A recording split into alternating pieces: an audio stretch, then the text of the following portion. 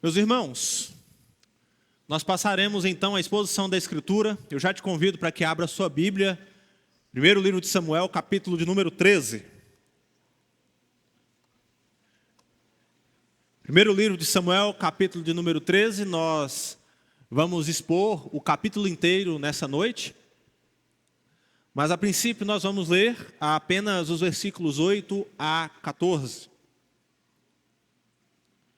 Primeiro livro de Samuel, capítulo 13, capítulo inteiro da nossa exposição, mas por hora, apenas a exposição dos versículos 8, a leitura dos versículos 8 a 14.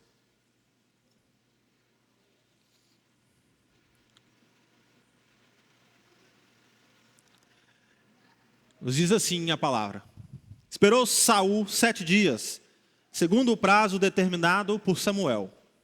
Não vindo, porém, Samuel a Gilgal, o povo foi se espalhando dali. Então disse Saul: Trazei-me aqui o holocausto e ofertas pacíficas. E ofereceu o holocausto. Mal acabara ele de oferecer o holocausto, eis que chega Samuel. Saul lhe saiu ao encontro para o saudar. Samuel perguntou: Que fizeste? Respondeu Saul: Vendo que o povo se ia espalhando daqui, e que tu não vinhas nos dias aprazados, e que os filisteus já tinham ajuntado em Miquimás, eu disse comigo: Agora descerão os filisteus contra mim a Gilgal, e ainda não obtive a benevolência do Senhor. E forçado pelas circunstâncias, ofereci holocaustos. Então disse Samuel a Saul: Procedeste neciamente em não guardar o mandamento que o Senhor teu Deus te ordenou. Pois teria agora o Senhor confirmado o teu reino sobre Israel para sempre. Já agora não subsistirá o teu reino. O Senhor buscou para si um homem que lhe agrada, e já lhe ordenou que seja príncipe sobre o seu povo, porquanto não guardaste o que o Senhor te ordenou.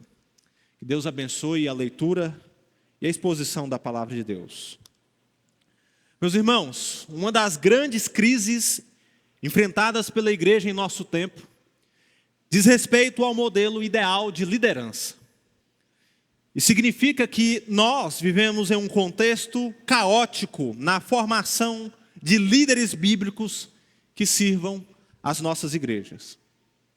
E a carência de um modelo bíblico de liderança tem produzido em nossas igrejas líderes descomprometidos com a verdade, líderes ambiciosos pelo poder e que, na verdade, têm servido de juízo sobre a igreja brasileira. A isso nós temos o fato de que nós não consideramos rigorosamente critérios bíblicos para a formação de líderes competentes e, ao mesmo tempo, com um caráter exemplar para as nossas igrejas.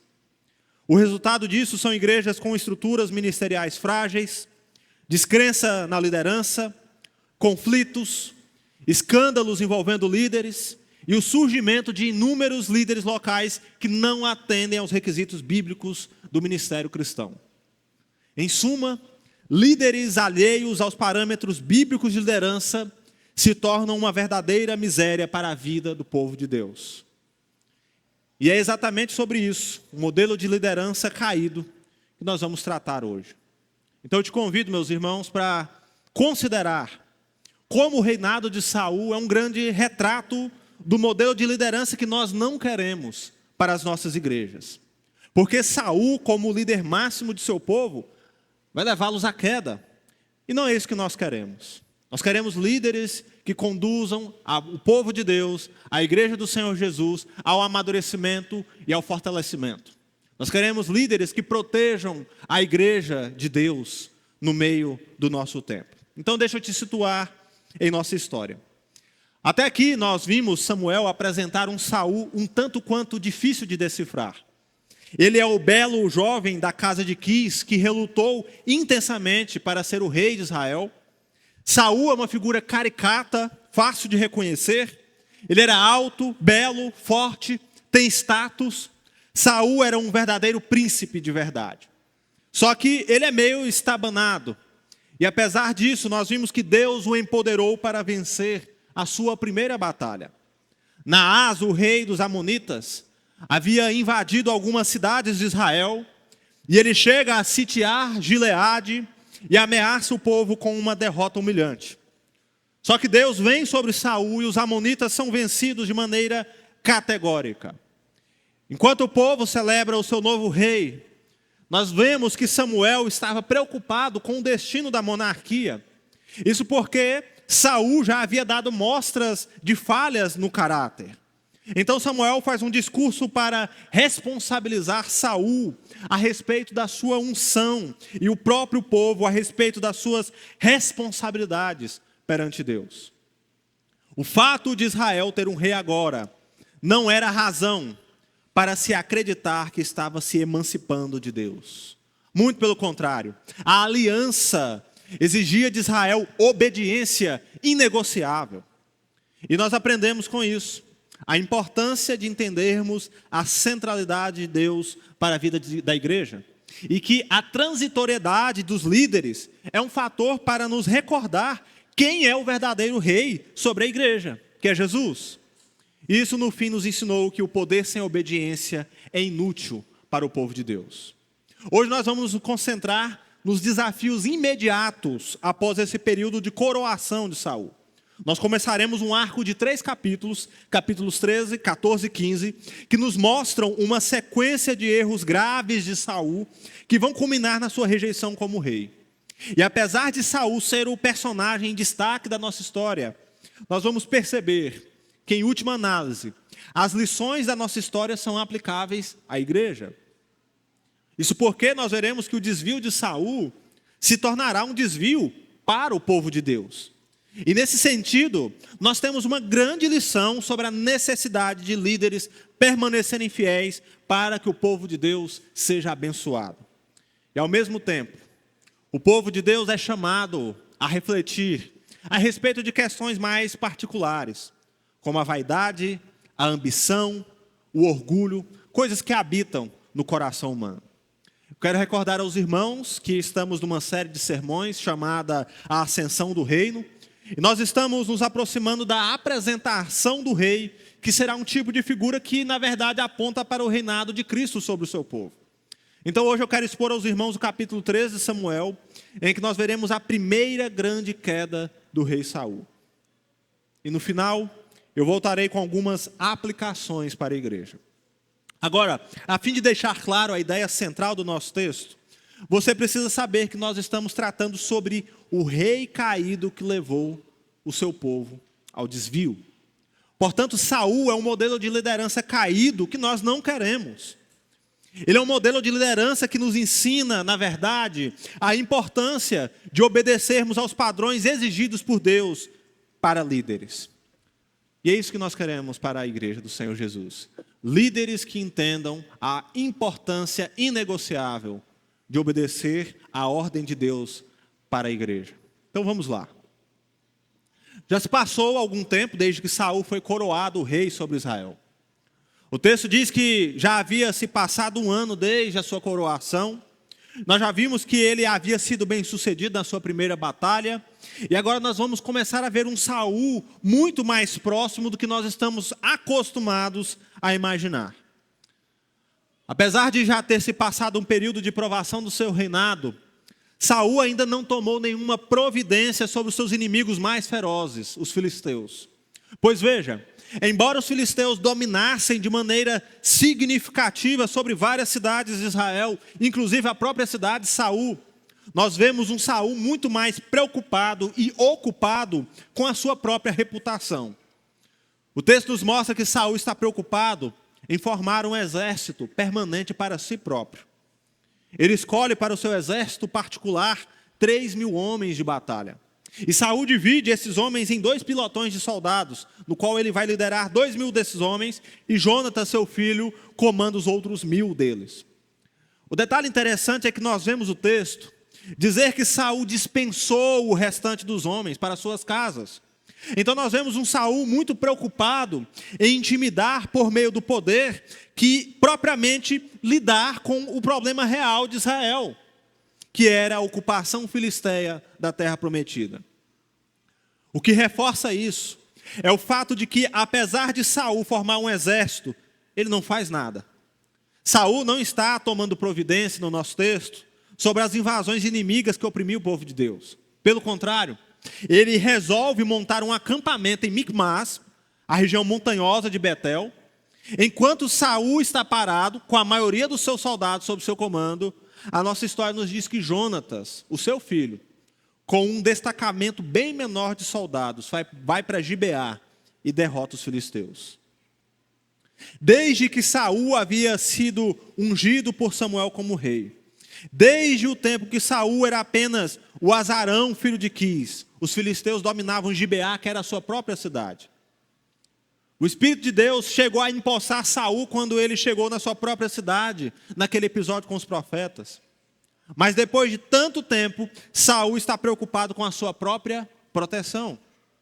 Ao passo que o seu filho toma iniciativa, Jonatas toma providências em relação ao real problema de Israel, enquanto seu pai não faz nada. E as ações de Saul só pioram. Porque quando Jonatas vence os filisteus, Saul tenta levar a sua própria fama em Israel. Ele manda mensageiros por todo Israel tocando trombetas com a mensagem: ouçam, hebreus, Saul venceu os filisteus. É como se Saul estivesse dizendo de si próprio: vejam como eu sou poderoso, mas o inimigo não foi capaz de suportar o meu poder. Qual era o problema disso? Saul toma crédito por uma vitória que não foi dele. E olha só, no final, a ação precipitada de Saul em dar notoriedade para a sua reputação foi um grande tiro no pé. Porque ele não venceu de fato os seus inimigos. E os filisteus reagem com uma animosidade, com uma ferocidade muito maior contra os israelitas. Eles ficam mordidos de raiva. Então a medida insensata de Saul dá partida a uma série de conflitos que vão acontecer entre Israel e os filisteus. Porque até então, para os filisteus, invadir Israel era como bater em cachorro morto. Mas a mensagem de Saul foi como pôr a mão num vespeiro. Porque os filisteus tomam uma iniciativa de ataque em vasta escala. O texto diz que eles reúnem um exército enorme para fazer guerra contra Israel. A ponto de o narrador dizer que eles eram tão numerosos como a areia do mar. E agora que eles sabem que Israel tem um rei, como eles tinham, e que esse rei possuía um exército, os filisteus vão exatamente para onde Saul estava acampado. O nosso texto diz que o exército filisteu marcha em direção a Micmas, onde Saul estava. E então eles montam um acampamento ali. E aí nós vamos ver acontecer um verdadeiro vexame militar com o rei Saul. O verso 4 chega a dizer que todo o povo foi convocado para se juntar a Saul em razão da reação dos filisteus. Mas o que nós vemos foi uma verdadeira debandada dos soldados de Israel. Porque o povo não atende o chamado de Saul para sair como um só homem, como a gente vê no capítulo 11 de Samuel. O povo não responde ao seu líder. E mesmo o exército que estava com Saul, quando eles veem que os filisteus começam a se posicionar estrategicamente no campo de batalha, eles fogem.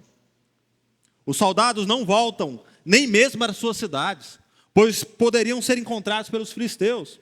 Eles se escondem em buracos, em cavernas, em túmulos, até túmulos, irmãos. Debaixo de penhascos, dentro de cisternas. E o resultado é aquele que nós vemos no verso 7. O povo que permaneceu com Saul se encheu de tremor e temor. A fama de Saul não transmite confiança para os seus soldados. A sua estratégia de dar notoriedade para o seu nome não tem efeito algum. Porque Saul é vergonhosamente abandonado pelos seus homens. O orgulho precede a queda, meus irmãos. Saul cai justamente porque a sua excessiva confiança o leva para longe de Deus. E isso é a essência do orgulho humano, meus queridos. Orgulho é o afastamento de Deus para encontrar satisfação em si próprio. É o orgulho que nos faz deixar Deus e nos exaltar. O orgulho nos faz esquecer de Deus e confiar em nós mesmos. E, portanto, meus irmãos, um cristão orgulhoso só pode ser uma contradição. Há uma frase muito interessante que diz: uma fé orgulhosa é uma contradição tanto quanto um diabo humilde. Exatamente porque o orgulho arruína o melhor de nós. Não é à toa que Saul é transformado de candidato perfeito de uma dinastia eterna em um rei louco assombrado por maus espíritos. Porque cultivar o orgulho em nossos corações é nos afastar de Deus. Porque o orgulho é a raiz da queda. O orgulho nos leva, meus irmãos, em direção à primeira falsa divindade que nós conhecemos: nós mesmos. E nesse sentido, nós precisamos de Cristo. Pois Cristo se esvaiu. Ele se fez humilde e a si próprio se humilhou. E ele não é como nós, que ao buscar satisfação em si próprio cai, porque Cristo venceu. Ele é o Senhor, e como tal o Pai o exaltou acima de todo nome. E portanto, o oposto do orgulho que leva à queda tem que ser a humildade, que é uma virtude daqueles que estão indo para a glória. Depois de uma desistência geral entre os soldados, os que restavam com Saul tremiam de medo. Eles estão com medo porque não confiavam mais em Saul para liderá-los. E isso se torna algo assustador para Saul. Os filisteus estão vindo com toda a força do seu grande exército. Eles acampam na mesma região que Saul estava. E a sensação de Saul é que ele não tinha muitas alternativas a não ser esperar que o Senhor intervisse. E o texto diz que Saul está em posição de defesa com seus homens. Eles estão acampados em Gilgal, um termo que o narrador alterna com Micmas. Ele está esperando que Samuel chegue para interceder em favor dos israelitas. Só que Samuel não chega no tempo determinado. E a desistência dos soldados só aumenta cada vez mais. Então o que Saul faz? Precipitadamente nós vemos Saul cometer o erro que arruinou o seu reinado. Ele ordena a seus homens que tragam o holocausto e as ofertas pacíficas. E ele ofereceu por si próprio o sacrifício. Isso era algo gravíssimo para Saul. Porque somente os sacerdotes poderiam oferecer sacrifícios. Saul atropela o culto a Deus e ele faz algo que não era permitido. A última vez que alguém que não fosse da linhagem sacerdotal tocou algo sagrado como a Arca da Aliança, no capítulo 6 de Samuel, trouxe um morticínio na cidade. E agora Saul está oferecendo algo sagrado. Mas ele não foi ungido pelo Senhor para isso. Na antiguidade nós vemos vários reis tomando o poder sagrado para si e oferecendo sacrifícios. Essa era uma prática que não seria tolerada em Israel, porque a santidade de Deus requeria um rigoroso ritual de preparação e escolha do próprio Deus para que fosse feito. A pergunta é: por que Saul faz isso? Ele sabia que não era permitido. Não foi uma ação ingênua de Saul, foi uma ação deliberada dele. A ideia que o texto nos dá é que ao realizar o holocausto e as ofertas, Saul tenta transmitir a seus soldados a falsa ideia de que Deus estava com eles. Saul queria acreditar que ele poderia invocar o poder divino com seu próprio poder enquanto rei. Então, quando Saul acabava de oferecer o sacrifício, o profeta Samuel chega no acampamento. E a chegada de Samuel tem um propósito: expor o pecado do rei para ele. E a conversa entre eles não é uma conversa muito agradável, porque Samuel pergunta o que Saul havia feito e o rei, ele se enche de desculpas, porque Saul acha que estava no direito de ter feito o que fez. Então ele começa a se justificar. Olha, Samuel, o povo estava me abandonando. Você não chegou no prazo que me prometeu. Os filisteus acamparam aqui perto, prontos para começar uma guerra, e eu me esqueci. Eu não havia buscado o favor do Senhor. É por isso que eu me vi na obrigação de oferecer sacrifício no seu lugar. Saul pensa que a situação justificava o que ele fez. Saul está dizendo assim: ó, Samuel, os fins justificam os meios. Você não sabe disso? Mas Samuel diz a ele: seu tolo. A palavra nécio, ou tolo, significa que Saul foi tão confiante em si próprio, achando que ele estava certo, que ele não considerou as consequências das suas ações. Saul foi o rei tolo, que agiu precipitadamente. E a ação de Saul vai ter ecos por toda a linhagem dos reis. A iniciativa isolada de Saul oferecer sacrifícios é um retrato do conflito dos poderes que vai acontecer entre os reis e os profetas de Israel. Basta ler Isaías, Jeremias, Oséias, você vai ver isso. Mas olha só, o que Saul era? Saul era pragmático. Ele justifica a sua desobediência pensando que poderia justificar o seu erro. Mas a verdadeira batalha de Saul era no seu coração. A verdadeira batalha de Saul era um teste de fidelidade a Deus e ele falhou. Saul precisava do favor de Deus, mas a semelhança dos reis pagãos, ele força o favor divino com base no seu status real. E a desculpa é a situação crítica que ele tem para resolver. Como agente da aliança, a única competência de Saul era liderar Israel e executar as ordens do Senhor. E Samuel mostra a Saul que a sua ação havia decretado o fim da sua linhagem como rei, pois o Senhor já havia separado um rei segundo o seu coração. Detalhe, nós sabemos que esse rei vai ser Davi.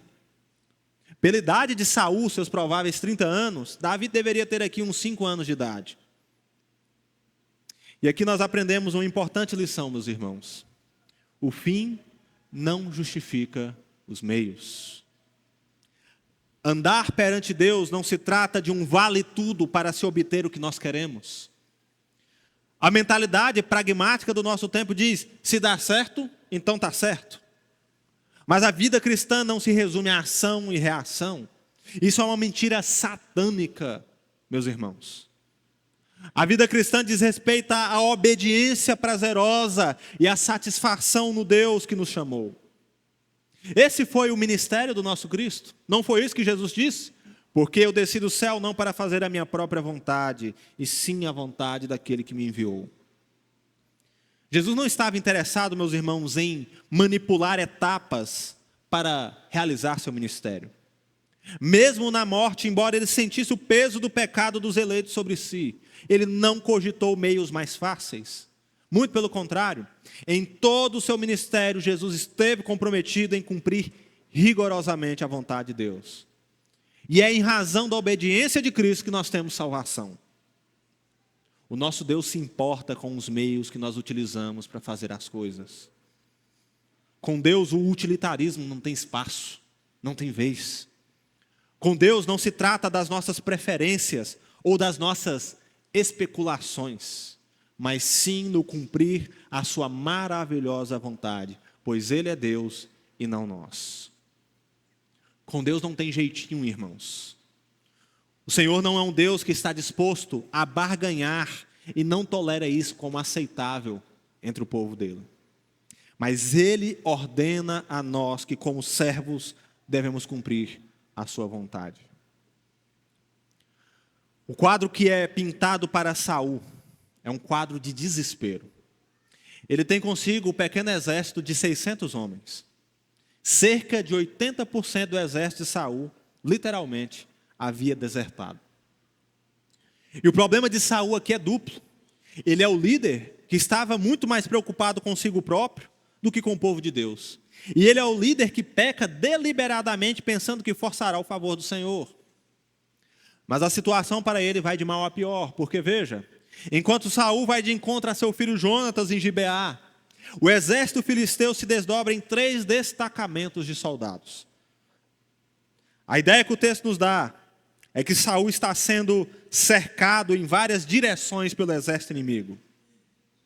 Então nós vemos desaguar aqui na parte final os vários problemas que a precipitação orgulhosa de Saul resultou. Como um rei mais preocupado com a sua reputação e proteção pessoal, Saul dispensou no início da guerra a maior parte dos homens que poderiam apoiá-lo. Portanto, a estratégia de Saul para ter um exército particular virou um problema quando esse exército o abandonou. Porque agora ele tem um número limitado de soldados que não confiam nele, e por isso Saul não consegue reunir novas tropas nessa situação. Outro fator é que a indiferença de Saul ao problema de Israel resultou num domínio escravizante do povo.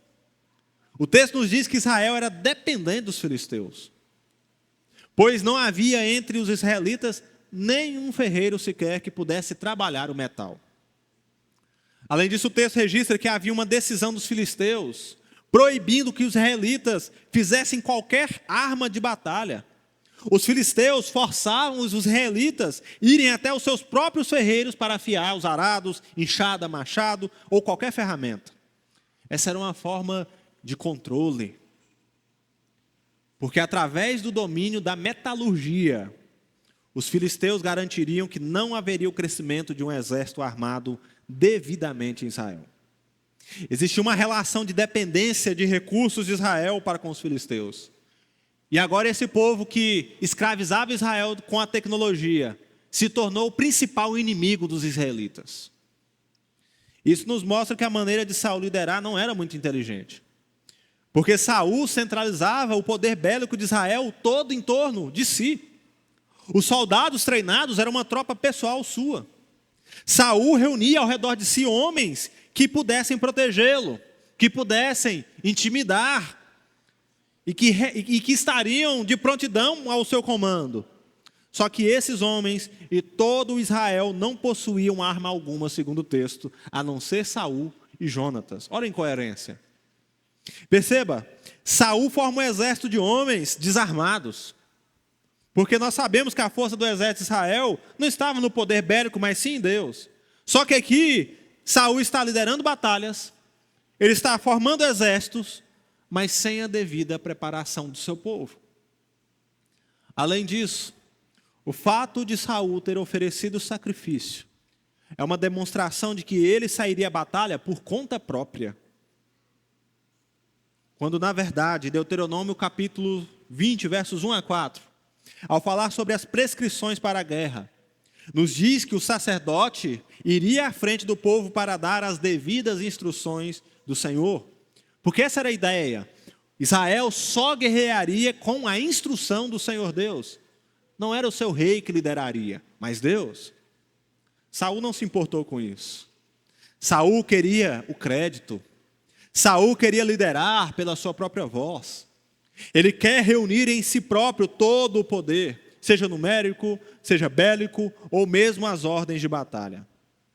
E a ironia do texto é que Saul era o rei com um exército particular, mas foi abandonado. Saul era o rei ungido pelo Senhor, mas não quis nem saber da voz de Deus. Ele e Jonatas são os únicos em Israel que possuem armas de batalha, mas eles não têm poder para fazer nada. Pois o poder para si próprio não serve para nada. Já viu que essa é a tendência nossa? Nós somos fascinados em controle. E esse é um problema para um monte de pessoas. Pessoas que querem centralizar tudo ao redor de si. Pessoas que são fascinadas em controlar os outros. Pessoas que se frustram quando as coisas não acontecem como elas querem. Porque no centro moral e religioso de cada ser humano há um ídolo que fala, eu sou Deus. No fundo nós somos pequenos Adões. No fundo nós somos pequenos Saul. O grande problema nosso, meus irmãos, é a egolatria. A ambição de ter tudo e todos aos nossos pés. A egolatria nos leva a ser intransponíveis. Ela nos torna medrosos quando nós nos sentimos ameaçados. E quando isso acontece, todos colocam medo em nós. Porque queremos controle. E porque queremos controle, no final a nossa alma definha. Porque nós não temos controle sobre as pessoas e sobre as situações de fato. E quando a gente nota isso, a gente fica ansioso, a gente fica depressivo, a gente é tomado por raiva. E essa é uma coisa cultuada no nosso tempo, por incrível que pareça. A emancipação o poder, o controle. Essas são coisas que nós queremos para nós. Mas nós precisamos nos lembrar que esse será o destino de Saul. Ele fica tão fascinado por controle que ele vai perseguir Davi porque sabe que estava sendo disposto por Deus. Mas Cristo, meus irmãos, Ele nos liberta da egolatria. Porque Cristo nos mostra que Ele é o Senhor de todas as coisas, pois o controle final pertence a Ele. A soberania do Senhor governa todas as coisas. E isso nos mostra que a vida não é resumida em nós mesmos, mas o protagonista da história é o nosso Cristo.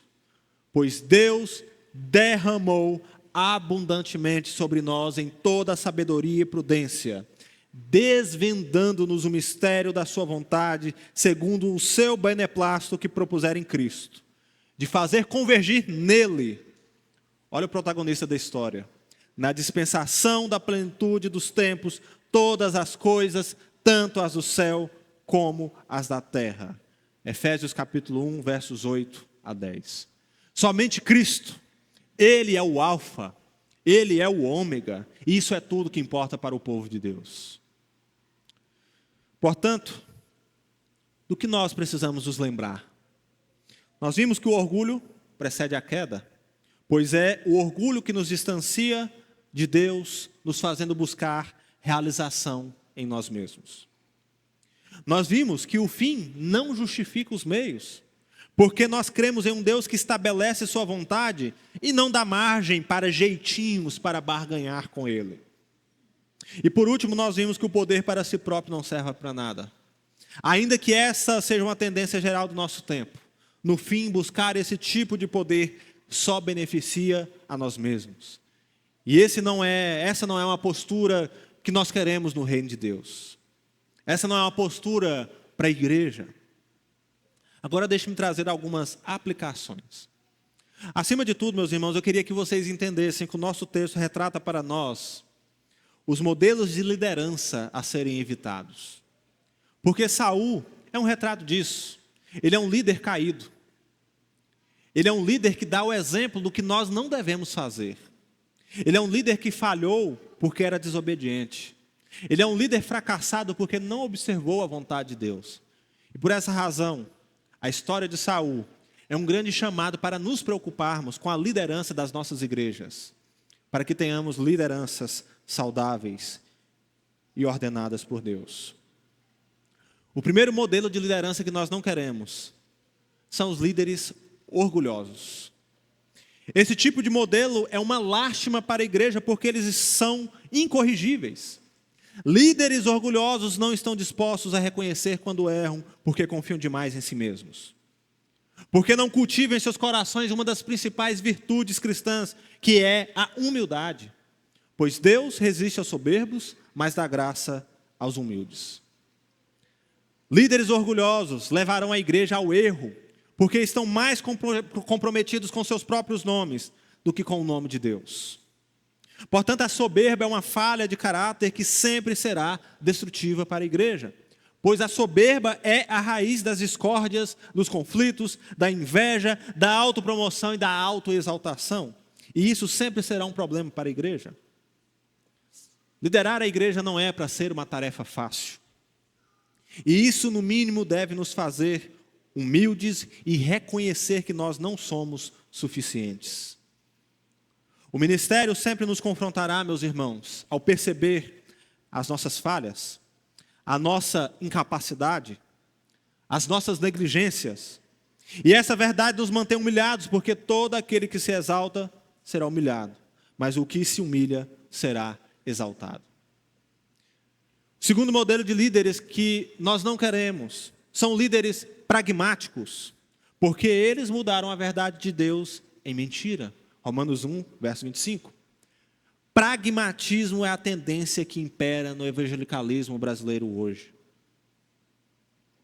Porque muitas vezes nós queremos o que dá certo, mas não o que é certo. E esse é o pior dos erros que seduziu a maior parte das igrejas brasileiras. Líderes que buscaram acompanhar as tendências de mercado, líderes que se valem de táticas de venda para reunir pessoas, líderes que negociaram princípios em prol do crescimento numérico, líderes que exigem de suas igrejas e de seus pastores crescimento de arrecadação como resultado a ser alcançado. Esse era o padrão da liderança e da igreja de Laodiceia. Uma igreja pragmática e rica, que Cristo estava pronto para vomitar da sua própria boca. A ponto de Cristo dizer: você diz eu estou rico e abastado e que não precisa de coisa alguma, mas nem sabes que tu és infeliz, miserável, pobre, cego e nu. Líderes pragmáticos não estão interessados na verdade de Deus como norteadora para a vida da igreja. Líderes pragmáticos estarão sempre preocupados com pesquisa de opinião e não com a vontade de Deus. Pois no ímpeto de agradar a si mesmo e aos outros, eles vão sacrificar a verdade de Deus em prol da mentira. O que dá certo, o que os outros querem. E esse não é um padrão que nós queremos para a nossa igreja. Pois nós não estamos dispostos a negociar a verdade da Escritura em troca das tendências passageiras que o nosso tempo quer. Moisés teve resultados quando ele bateu na rocha no deserto. Saiu água dela. Mas nem por isso ele estava certo. E exatamente por esse motivo, ele não viu a terra prometida. Resultado não significa necessariamente que as coisas estejam sendo feitas de acordo com a vontade de Deus. Pragmatismo é um câncer para a igreja. Nós estamos preocupados com fidelidade. Nós estamos preocupados em obedecer e atender ao chamado de Deus e às ordens que o Senhor estabeleceu para o seu povo. E o terceiro modelo de liderança que nós não queremos são os líderes gananciosos. Esse foi o pecado de Saul. A ganância pelo poder. A ânsia de ter o controle total sobre as circunstâncias. A essência de tudo isso é a ganância que nos leva à promoção pessoal. E líderes que estão buscando na igreja realização pessoal não atendem o padrão bíblico de liderança. Quando Pedro fala aos pastores da igreja, ele nos diz que eles não devem pastorear por torpe ganância, mas pelo desejo de servir. Porque ser líder é ser servo. É isso que nós aprendemos. O oposto disso nos diz Provérbios, que o príncipe que é opressor é como um leão rugidor. Exatamente porque a sua ganância o leva a destruir o rebanho como um leão que persegue a sua presa. O líder ganancioso é aquele que centraliza tudo em si próprio. Ele pensa que a igreja precisa depender de si mesmo, porque tem medo de ser descartado. O líder ganancioso reúne todos os recursos para si próprio enquanto o povo padece. Em última análise, o líder ganancioso é aquele que está mais preocupado consigo próprio do que com a igreja. Ele teme por si, mas não pela igreja de Cristo. No fim, meus irmãos, isso precisa nos levar de volta a Jesus Cristo. Porque cada pastor, cada presbítero, cada diácono, cada líder da igreja local está sujeito a qualquer um desses desvios que nós vemos em Saul. Mas Jesus é aquele que morreu por nós. Ele é aquele que conquistou para si o poder e a posição como sumo pastor e o maior líder da igreja. Jesus é aquele que pastoreia e restaura líderes caídos. É de Jesus que líderes desanimados e perdidos precisam. É debaixo do pastoreio de um líder como Jesus que a igreja estará sempre guardada. Então lembre-se que apesar da possibilidade de estarmos expostos a esses modelos desviados de liderança, o verdadeiro pastor que você precisa confiar é Jesus Cristo. Ele é o Senhor, pois eis que reinará um rei com justiça. E agora, o que você precisa fazer? Ore a Jesus pelos seus líderes. Ore para que Cristo os mantenha fiéis. Ore para que Cristo os fortaleça. Ore pela sua própria igreja. Mas também comprometa-se com a verdade. Submeta-se à verdade das Escrituras, porque ela é o padrão de fé que os líderes pastoreiam a igreja do Senhor. Apoie a liderança da sua igreja, porque esse é um caminho árduo para o pastoreio. E, portanto, nós precisamos, meus irmãos, de pensar sobre que padrão que nós queremos como líderes para as nossas igrejas. Oremos ao Senhor, Deus.